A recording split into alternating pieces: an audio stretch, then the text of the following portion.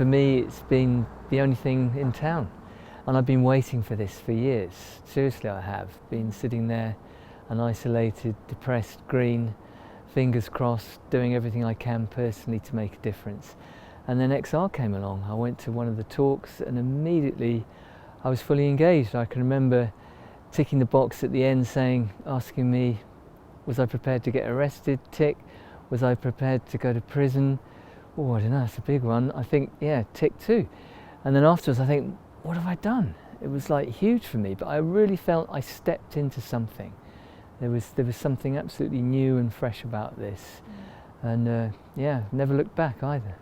Well, I was kind of on board, right, like I say, right from the beginning. So the October Rebellion, I was there when it was kind of really in its early infancy. And even then I had this big sense that something huge was gathering. I got arrested a couple of times at the Easter Rebellion with my son on Waterloo Bridge, camped out there for 4 nights, spent 2 nights in the cells, and again felt amazing for doing that. It was like this sense that at last I'm putting myself in harm's way. I've been brave enough to step into something bigger than myself, and it just felt amazing. And it also felt totally held. It was as if XR had something there that was just, yeah, there was a safety net there, and the sense of connection amongst everybody on that bridge, Waterloo Bridge. Anyone who was there still talks about it. It was incredible. And then I got involved in Heathrow Pause, which was a kind of definite going to prison, really, if you were up for it, because we were going to be flying drones, and that was going to land all the planes, and in fact it didn't. And I pulled out a couple of days beforehand. I suddenly lost confidence in it. I was on TV on the Victoria Derbyshire show, and I was absolutely shocked by the skew, the slant that the BBC put on how dangerous it was going to be. And it suddenly hit me from the comments that the public were never going to get it. They were just going to read drones and they were going to think this is reckless, and it was the complete opposite. We were just trying to flag up the fact that 1,000 people a day are dying as a result of the climate crisis now.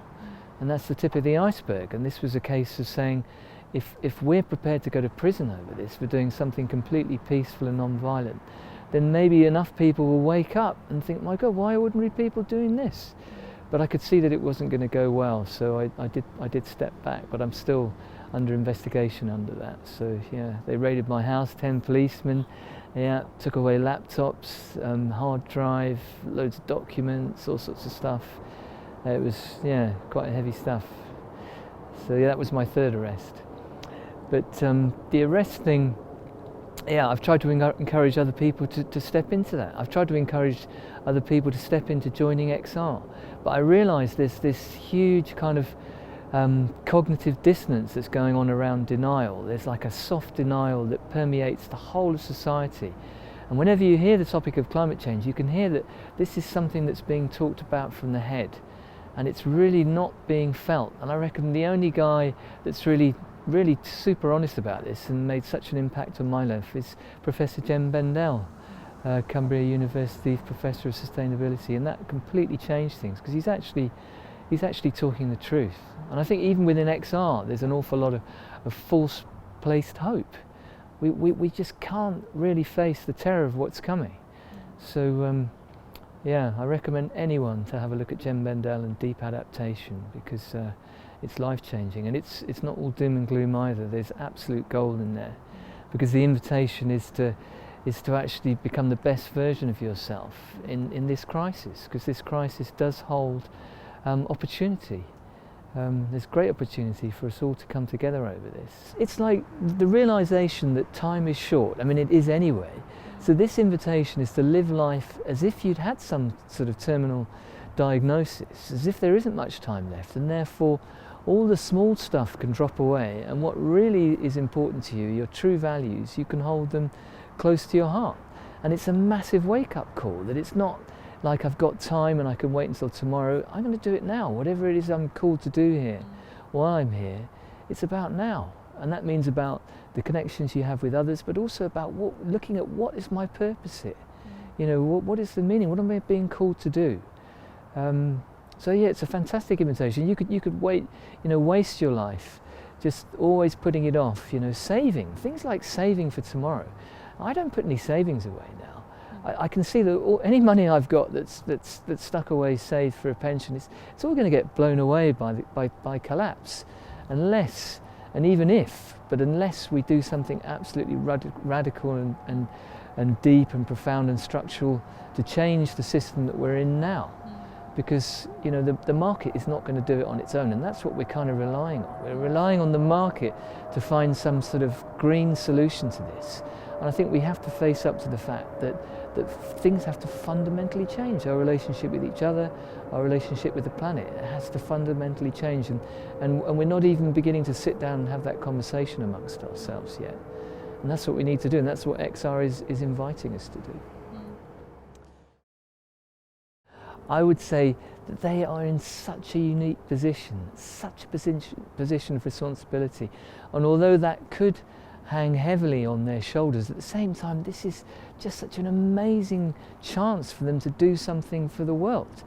To do, so that when they die, they can think, this is why, this defines me in a way. I mean, and and I would say to them, don't feel ashamed, because you've probably got a massive carbon footprint, and you're probably deep into shame over that. But forget about the past. Just wipe that slate clean and think, what can I do now, this minute, to ease the suffering that's happening, at this moment? But equally, what's coming? Because what's coming is just absolutely terrifying. They reckon that the 7 billion people on this planet, probably only 1 billion are going to make it. So that's 6 billion people, resigned to some awful fate. And I just think this idea of outrageous inequality needs to be looked at. And again, so that the rich, instead of turning away from it, need to think that the sufferings of the many are paying for the luxuries of a few. And like I say, that's all in the past now. But if I was talking to a multi-billionaire right now, I would be pleading with him to search inside his heart and think, what can I do with my money? What can I do? Because pretty soon that money will be meaningless anyway, because we'll all be facing, the end. I'm a self-employed window cleaner. I'm 61. I've been doing that for 40 years. I've got 3 sons. I live in a really lovely house with a view over a field, and I'm vegan. I don't use the gas central heating. I've got a little wood burning stove. The house is bloody freezing, but I'm really happy, because it feels brilliant to kind of feel cold and think that I'm doing something for all those people. It's like in solidarity with all those people who have nothing. And this is the thing we forget here. We're so privileged. There are people out there in pain right this second. So if I can put a little bit less wood on the fire and deprive myself of a few luxuries, then I'm going to feel good about that. I can live with myself. It's about finding it in your heart, taking time, whoever it is I'm talking to, whoever this is directed to, it's about taking enough time to sit quietly and connect with your deepest, innermost feelings in your heart, and listen to that and get out of your head. If you can, go on a silent retreat, do anything, or walk in nature or whatever, but get out of your world, because your world is giving you all the cues to carry on as normal. And whatever I'm saying now will go in one ear and out the other probably, or it'll just be, a forgotten memory. But if you can, if the invitation is to take a deep look at yourself and ask yourself, what am I here for? What good can I do in the short time that I'm around?